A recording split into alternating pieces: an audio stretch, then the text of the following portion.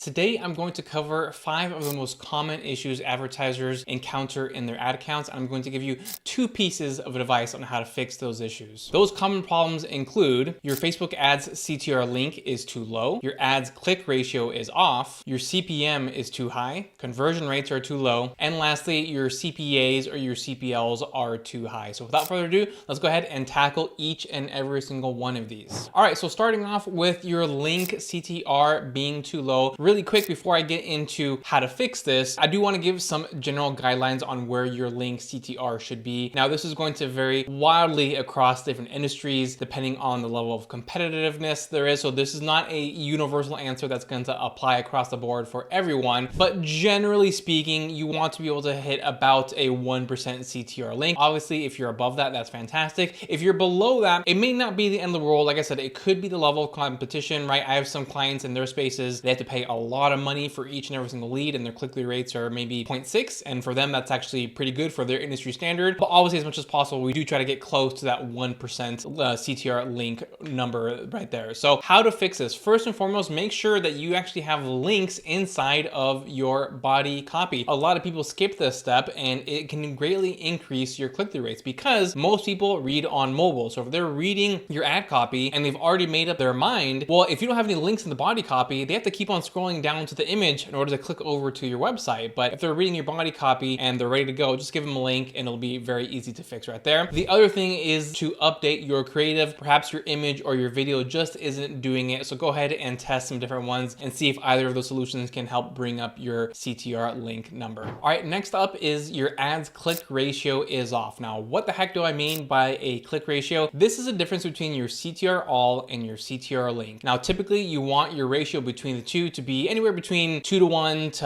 3-to-1, 4-to-1 on the high end. So what do I mean by that? I'm going to use some very simple numbers right here. If your CTR all is 2% and your CTR link is 1%, you have a 2-to-1 ratio. If your CTR all is 4% and your CTR link is 1%, you have a 4-to-1 ratio. What does that mean even when I'm talking about the CTR all? Well, CTR all measures a lot of things, but what it primarily measures is people clicking on that see more button. Again, mobile traffic is going to be 90% of the traffic you get. So people only get those first 3 lines on the ad. In order to read the rest of your ad, they have to click on see more. So that's really what see more is referring to. So that's really what CTR is measuring primarily. So if you have a very high CTR all, like let's say 10%, you are doing a really great job of getting people to stop the scroll and then click on that see more button and read your ad. But if alternatively your CTR link is very low, let's say in this case 0.5%, when your CTR all is 10%, there's something wrong going on there. There shouldn't be that big of a gap between your CTR all and your CTR link. First fix is to make sure that expectations are being met in your ad copy.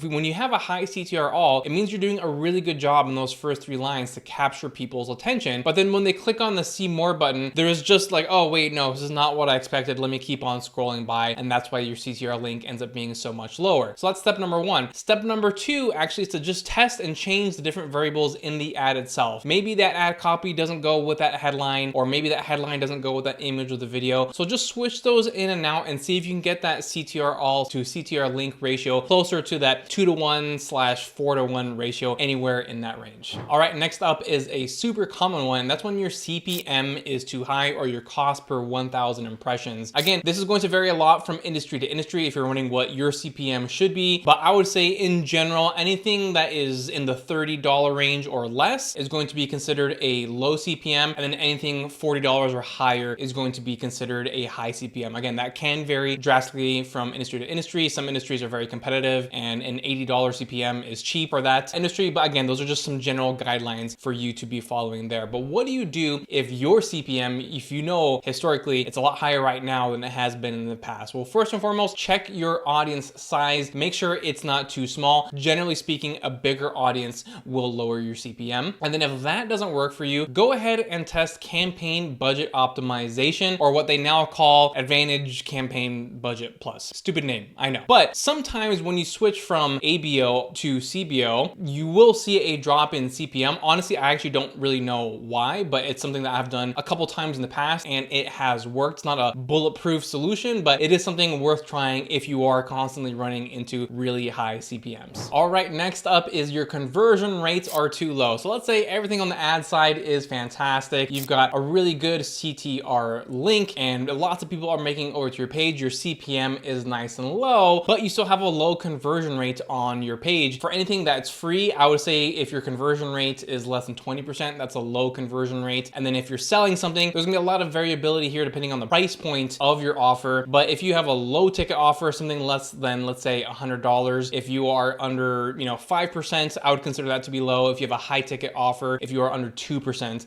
I would consider that to be low. So if you do have a low conversion rate, depending on the ranges I just provided or guidelines I just provided, here's a couple things you can do. First, make sure that there is a message match between the ad and the landing page or sales page, right? So your ad is already doing a great job of capturing people's attention. They're stopping the scroll, they're clicking and they're coming over, but they're not converting. So maybe for whatever reason, it's not meeting the expectations. Honestly, sometimes the difference here can just be the coloring that you're using in your ad versus the coloring that you're using in your landing page, right? Let's just say your ad is a bright yellow and then they get to the landing page or sales page and it's a dark black color. That could just be very confusing and maybe people think that they are actually in the wrong place. Or it could just be a messaging issue where you're saying one thing in your ad and something else completely different in your landing page. So make sure there's a good message match. The other thing you want to try is modify your offer. Now, this doesn't mean throw away your offer and just start from scratch again, but you may need to reposition your existing offer. So as a simple example, let's say you're someone that your target audience is any business, anywhere, and that's kind of how you're trying to speak to any business owner. Well, maybe that's just way too broad and not narrow enough. Whereas if you say in your ad copy and your sales page, I am someone who specializes working with optometrists, well, then that might increase your conversion rate because when an optometrist sees that, they're gonna be like, okay, this person is an expert in my field, then I'm gonna be much more interested in what they have to say, and therefore that might increase your conversion rates. But on this topic of your offers and your conversion rates, a lot of this has to do with your sales funnel as well. And one thing I wanted to announce is that my good friend who I've worked with on many projects, Astrid Susipto, she has just recently released a book called Sales Funnel Mastery. I have a link for this below. Definitely check it out. She's an absolute wizard when it comes to sales funnels. I really vouch for her work. Like I said, I've worked with her many times and I'm very excited that she has released this. I think you're gonna get a lot of value out of this book. So like I said, I have the link for that in the description below. Go ahead and check it out. All right, and lastly, your CPAs are too high. Now, when I say CPA here, I'm mostly referring to what happens a little bit after the click, particularly if you're running a lead generation campaign. If you're going straight to a purchase, actually what I'm talking about with CPA, cost per sale, is what I'm referring to. But if you're running a lead magnet, in this case, again, I'm more so referring to a couple days, couple weeks afterward, are those people actually buying from you? So in this case, if your CPAs are too high, then one thing that you want to try and do is make sure that your email sequence is very good. If you're not getting the results or you have low open rates, low click-through rates on your emails, definitely go ahead and modify that so you can increase those numbers. Or the other thing you might want to do is find a new audience, right? That's part of the testing process. Maybe the people that you are running ads to are people that don't have a lot of dispensable income. And so you may need to get in front of a different audience with more dispensable income. Now, oftentimes when you do that, your cost per sale or your cost per lead will increase, but as long as you're getting those sales in the first place and you're profitable, then it's worth paying that extra price. All right, now that covers all 5 problems and 2 solutions that you can test out. But guess what? I actually have 5 solutions for each and every single one of these problems I've outlined, and they're all part of my new lead magnet, the ads troubleshooting checklist. I have a link for this below. Go ahead and download it, and you can see everything I'll outline, all 5 solutions for each and every single problem. And I really think you're gonna get a lot of value with this lead magnet. It's something that you can always go back to in the future again and again when you encounter any kind of problem inside of your ads manager. We all do periodically, right? You can be cruising and sailing for a very long time, but then all of a sudden you hit a brick wall. You can go back to this checklist and see what actions you need to take to get back to the good results you were experiencing before. So again, I have a link for that below. That is all for this video. If you have any questions about any of the problems I outlined or the solutions for those problems, as always, just let me know in the comments below. Thank you so much for tuning in, and I will see you next time.